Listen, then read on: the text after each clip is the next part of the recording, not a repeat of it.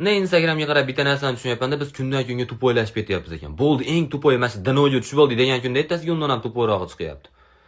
Fahsh, qimor, ichkilik, chekkilik уже odatiy holga aylanib qoldi. 5-sini ham qo'shdik hali. Fol bor-u, baxshilar, folbinlar. Sehr jodu, abrakadabra. Kuf, suf, dam solaman degan trend ko'rdinglarmi? O'zini o'zi o'ldirish trend gap chiqmayapti xolos. O'zi 5 ta katta gunoh bor edi. Endi bu 5 ta katta gunoh emas, haligi bora-bora bizga berilayotgan ta'rifga aylanib boryapti. Tushunyapsizlarmi? Haligi tarjima holimizni bir qismiga qo'shib qo'ysa bo'laveradigan bo'lib qolyapti o'zi.